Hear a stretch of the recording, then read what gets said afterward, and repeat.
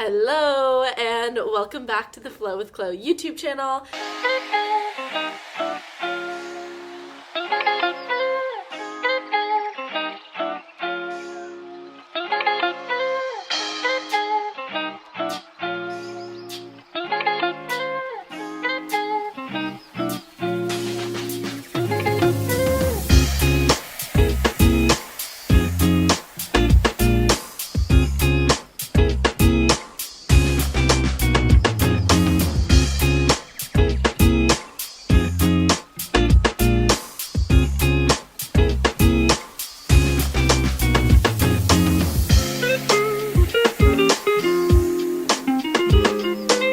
Today we're going to be doing a Q&A. So if you do not follow me on Instagram, you're gonna want to make sure that you go ahead and you click the link in this description to this video that will take you straight to my Instagram page. That is where I asked everyone to send me their questions. So if you have questions that you want to get on the next AMA, Ask Me Anything, then make sure you head over there and you follow me. Little just kind of business before we get into this. The Get Your Flow on course, guys, is coming together. I'm like really excited about all of this, and it looks like it's going to be launched in early 2022. So if you haven't claimed your $100 off for the course, make sure you get on the wait list now to claim that $100 off. I'm really excited for this, and you know, one of the aspects of the course that I'm very excited about is going to be the community aspect. I'm not just doing a Facebook community. This is actually on Vibely. I don't know if any of you guys know what that is, but it's really cool how they have set up like online communities. There are live chat rooms. There's going to be like food challenges set up every week. There's going to be cooking with me, eating with me, ask me all of your questions, set up different groups and all that. I'm just really excited about all of it. So I will be doing like AMAs like that, but in more detail and specifically chatting back and forth with certain people in the community. So excited about that. If you don't know what the Get Your Flow on course is about, again, there is a link in the description. You can head on over to my website and read more about it. But in a little like elevator pitch, pretty much the Get Your Flow on course is an online mastermind to help you get your period back, transform your relationship to food, and strengthen your metabolism. Overall, help you get your life back and like put this chapter on the bookshelf, walk away, start a new one. So really excited for it, and that is coming out soon. Now let's get into the questions. So the first question I got here is when to trust yourself to start exercising again in recovery. And I love this. So where do I want to start with this one? I think I want to start off by saying start slow.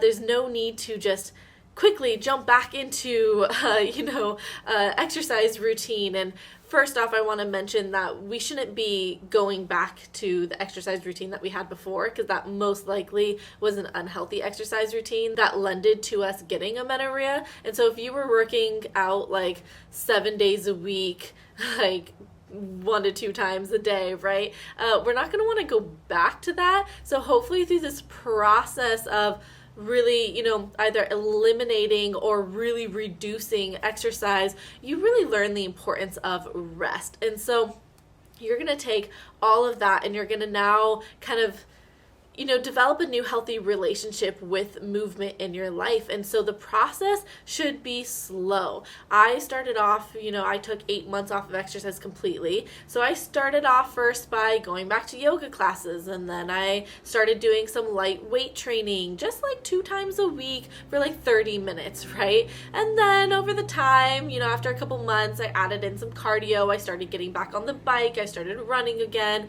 But I was being very mindful of not doing too much, and then of course really paying attention to the signs and symptoms my body was giving me. So I remember, I think it was period 4, so it was after my 3rd cycle. I was waiting for my 4th period. It came late, and I had added in a little bit more movement at that time. And so simply what I did was I went, okay, that was a little bit too much. I'm going to scale back a little bit again. So I scaled back a little bit again, got my period, waited until my 5th cycle came within that like 25 to 32 day range. Once it did, then I was like, okay, that's my okay to start adding in things again. And so in regards to this question too, just diving into it a little bit more, how to trust yourself again when starting to exercise. Well, I think that you shouldn't start exercising until you really have come to that place where you've changed your relationship with it. So another way of saying that is, I wouldn't start incorporating a lot of exercise in until I was like really comfortable with sitting still. And if I wasn't at that place yet, if I still in the back of my head was like, oh, I just can't wait to like, change my body size or shape, which that's not why we should be going to movement, right? So if you're still having these kind of eating disorder thoughts and mindset around movement, then that's when I would say, hey, maybe it's time to not trust yourself, and it's time to still really, really relax and do light things like, stretching and yoga and walking. And wait until you add more activity in, until you're at that place where you're like, I could live without it. Like, that's when you know you can trust yourself with exercise again, when you finally get to the point where it's like, yes, I know that I love it. I know that it was a part of my life, but I understand, like at the core of my being, understand that I could completely live without it. Don't need it. I can have it. It's fun. I added it back in. I love it.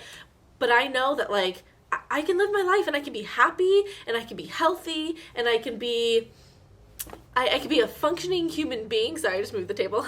I can be a functioning human being without it. So it's going to really take you being very self-aware at your thoughts, at your energy, at your body's menstrual cycle and all of that to decide if exercise is going to be something that improves your health in that moment, both mental, physical, spiritual, or something that is depleting your body of health.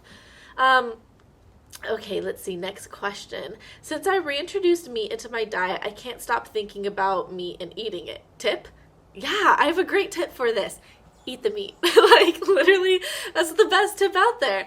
Your body is obviously, especially you're coming from, a plant-based or vegan diet, your body is really depleted in a lot of the nutrients that meat has. And so I remember when I first started incorporating animal products back in, that's all I wanted. Like, the idea of eating broccoli was like repulsive to me. It was like, no, like I had eaten too much broccoli in my day and age, and all I really wanted was like prosciutto, salami, steak, eggs, fish, cheese. Like, that's all I really wanted. And I had to listen to that. And so the cravings are there for a reason. Listen to them, honor them, and don't try and like suppress that. Don't try and think, oh, eating meat is bad. I need to stop this craving. Why am I craving this? It's not bad. It's really good for you. There's a reason why your body's craving it. And so my best tip is to start cooking up a lot of meat. Eat different types of meat. Have some pork, have some beef, have some chicken, have some turkey, have some duck. I do like so many different types of meat because that's what makes it fun. Okay, another question. Is it normal to feel bloated and have less bowel movements after reintroducing dairy and meat? Yeah, so everyone's going to respond a little bit differently to a shift or a change in their diet. And yeah, a lot of people can have digestive issues in the beginning, and that's not due to say the dairy or the meat. That is due rather to your body being in energy debt and the low metabolic state. I have a whole module in the Get Your Flow On course that is like all about digestion and how to work through digestive issues through recovery, but I talk about why the digestive system is off. So that might be of something of interest for you to take the course and like really pay attention to that module, because we really talk about, okay, how do we strengthen the digestive system and how do we get it back on track, and why is the digestive system out of balance in the first place? And that's super important to understand the root cause so that we're not trying to mask symptoms via doing things like an elimination diet or something like that. So is it normal? Yes and no. It should get better. That's the whole point of this, is as the metabolism increases and your body has more energy, that's when you should be able to start creating enough hydrochloric acid, enough pancreatic enzymes, digestive system should be running smoothly, and that's like the whole benefit of recovery, is like you're going to get your digestion back. But there might be a time of it kind of sucking for a bit as you wait to kind of gather all that energy and get everything started again. Okay, let's see. So this one actually goes along with this last question. It says, thoughts on food sensitivities, dealt with anorexia but bothered by dairy and gluten. So when we, again, are in a low metabolic state, when we have been malnourished for so many years, and we have really disrupted our gut microbiome. So,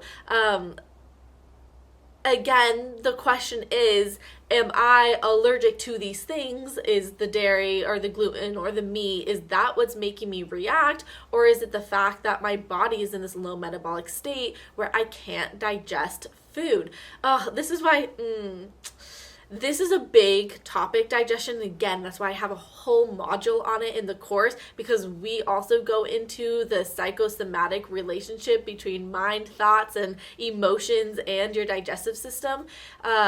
It's really common for people who, come from a very troubling relationship with food to have a lot of sensitivities and a lot of allergies and a lot of just like gut disruption. Some of it is due to the just physicalness of it, again, you restricted gut microbiome all got off, but also it's kind of due to our emotional state and how when we go to food and we're fearing it and there's all this energy, we can decrease our ability to digest and assimilate food up to 70% when we're put in the stress state. And so when we're chronically living in this stress state, our hormones are out of balance, we're living in this low metabolic state, our body's going to react a lot more to food. And again, it's not the food, it's oftentimes the body's state of health. And so increase your state of health and you should notice that all these sensitivities and allergies and intolerances go away. Now, this is different than someone having an actual allergy to something. So say you're celiac and you are allergic to gluten, or say you're allergic to, shellfish, that's different than having an intolerance, right? So allergies are usually with us for life. Sensitivities, that's due to the terrain.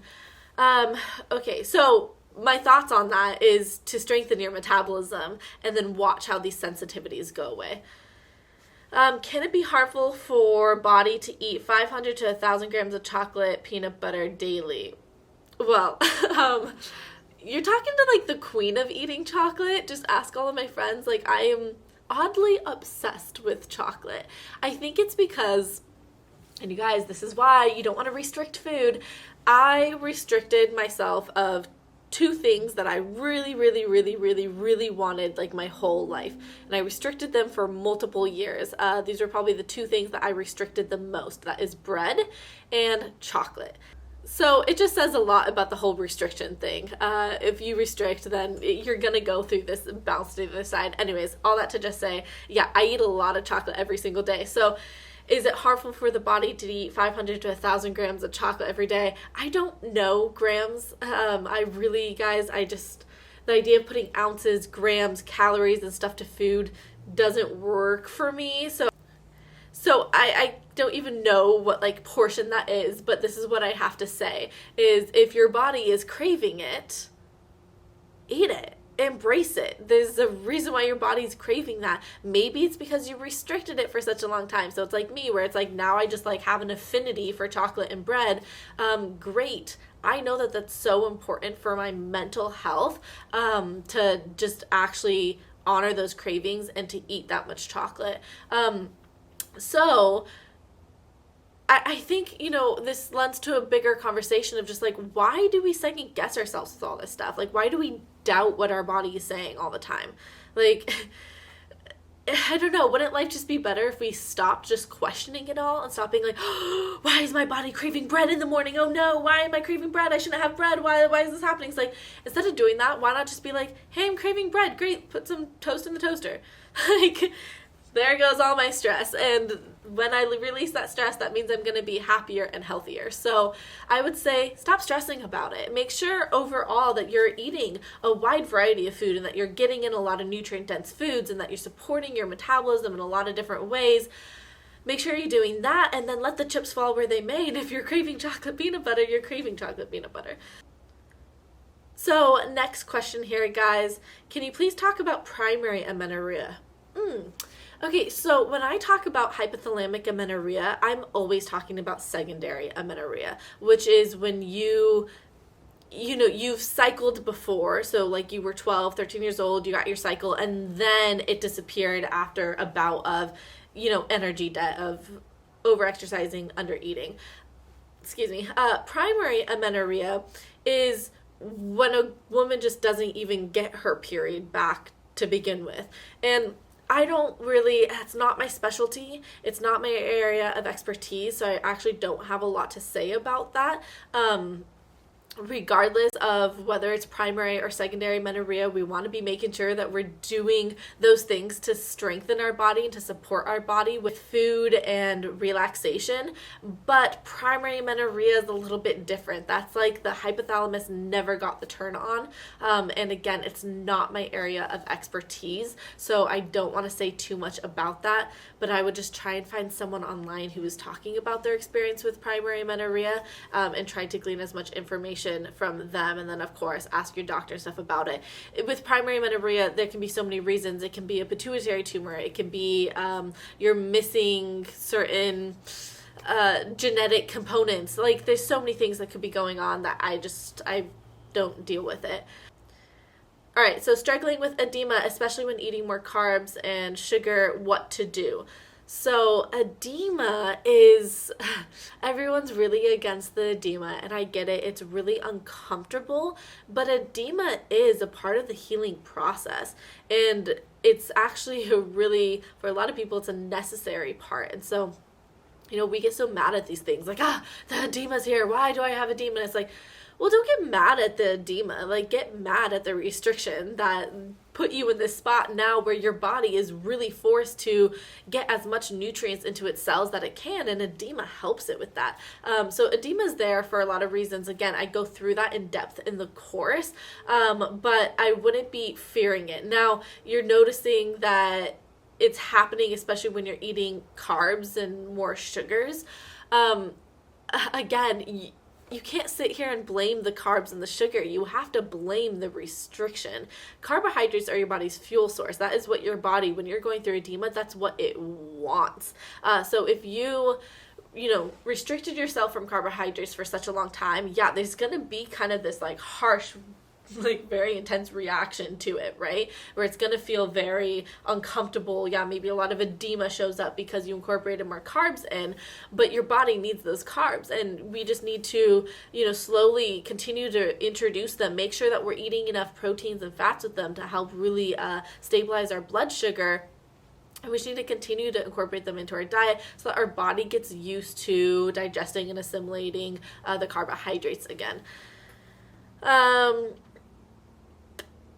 Is it normal / common to have thin ovary mucous membrane with HA? Oh, yes.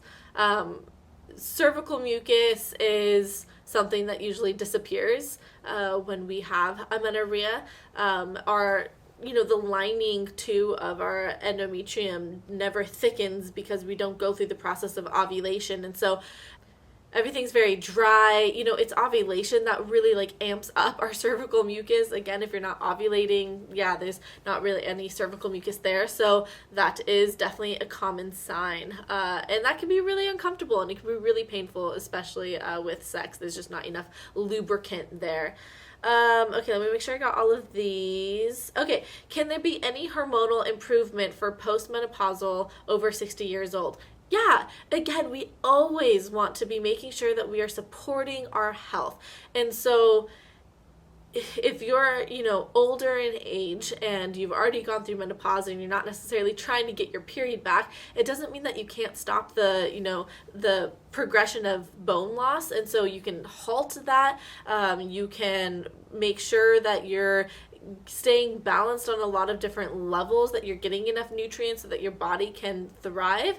And so, it's kind of a different journey. You're looking for different markers in terms of your health, but you can always start improving your health, and you can always, especially 60 years old, you're still young. My parents are 60. Like, you still got a lot of energy in life to live. That, it's spend the time to really focus on improving your health, despite that there won't be like the period to signify that like your health has changed.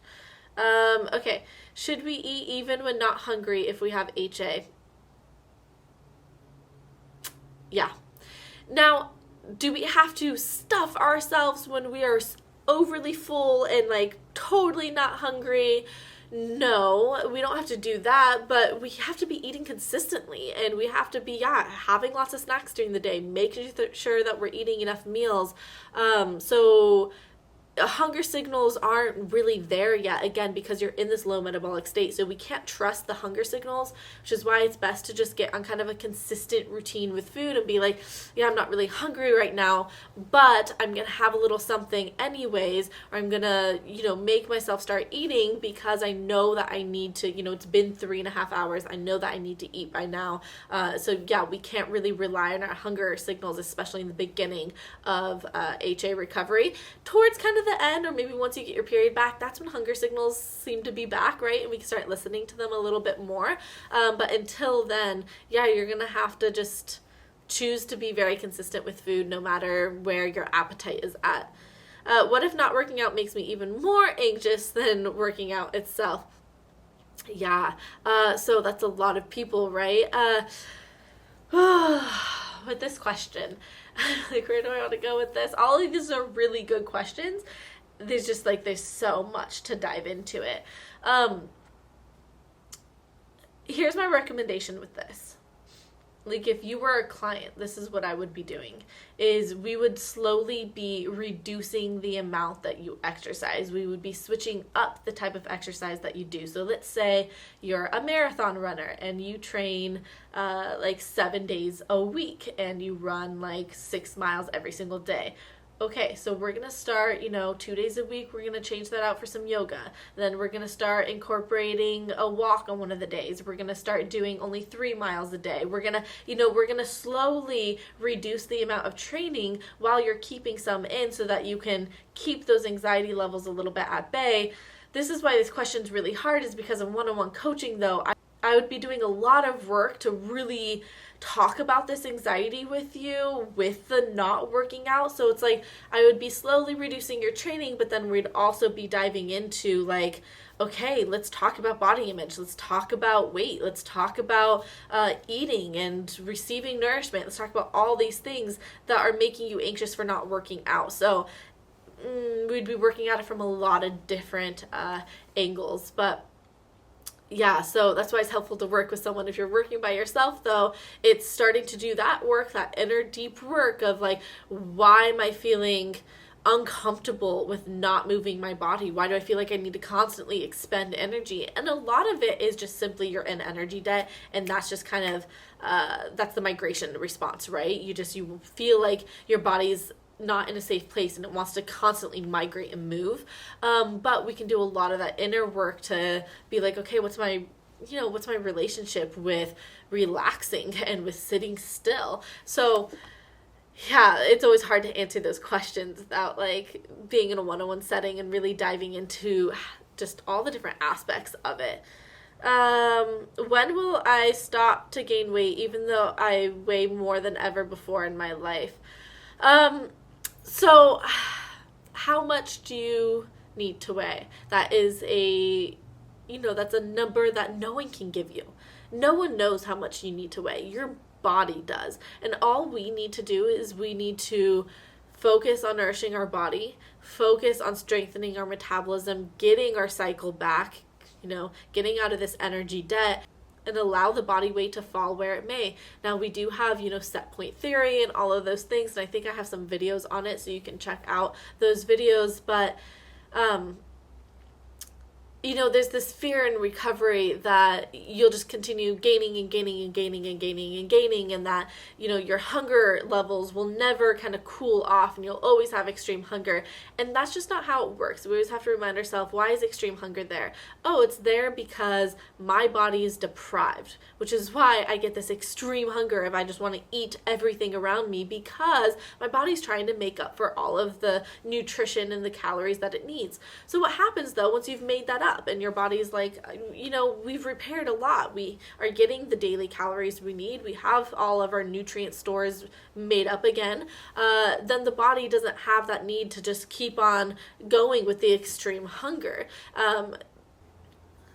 And so over time, as you strengthen your body and you get out of this low metabolic state, out of this energy debt, appetite will regulate, hormones will balance, and you should see weight and everything kind of balance and level off at that point.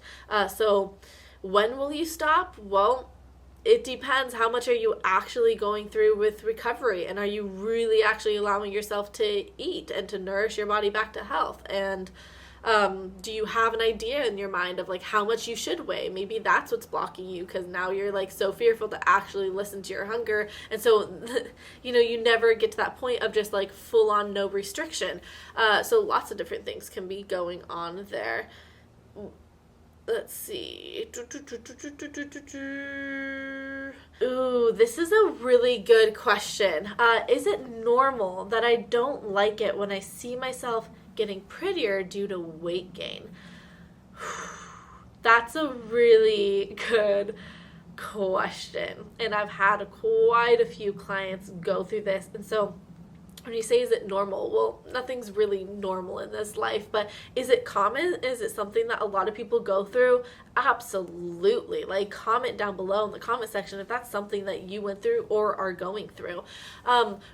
We get so used to being deprived and living in this restrictive state, and we can become very attached to our eating disorder body. And the eating disorder can linger around for a while, and it can really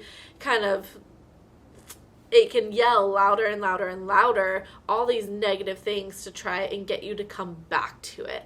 And seeing yourself get better, even though you notice you're like, I'm getting prettier, but now I'm like, I still don't like it, and now I'm kind of fighting against it. Yeah, that can be the eating disorder being like, look, now you look nourished. Now you look, like a regular gorgeous human being. And it's just like, no, we don't want that, because the eating disorder knows that means I'm gone. And so it's going to put up a fight to that. Gosh, all these questions, they're so good. They're so hard to answer in a kind of like Q&A session, and not in a client session, because I'm like, there's so much work to just be done with that phrase or with that feeling that you're going through. Again, and I don't want to take this cop out, guys, but this is the internal work of this journey, right? So that's going to be a lot of work on body image there, and on connecting to yourself and really developing a different relationship to nourishment. I think that that's going to be huge for something like this. What's your relationship to nourishment right now? Are you fearful of it? Do you restrict yourself from it? Is it something that you see as bad, or as something that, is a negative thing in your life? So you want to work on seeing nourishment in a different way, and recognizing how important that is for our life and for our health, and how beautiful it can be to be in this state of nourishment. So yes, there's a shock that can come with seeing your body change, and the mind, takes a little bit longer than the body to heal. And so the body can get back to like its normal state and be like, okay, cool, like I've gained weight and I'm like feeling, like my body feels stronger, but then the mind can still be in the eating disorder realm. And that's really hard when there's a big disconnect there, which there sometimes and often is. This is why recovery is so hard, because it requires you to go, nope, this is my journey, I'm going to continue on forward, and you got to wait for that mental health to kind of follow with it. So yeah, really good question. I think what I'm going to do is I'll try and create some content that has to do with that, because I'll better be able to formulate my thoughts, I feel like, in writing when it comes to that. Okay, so let's see if there's anything else here.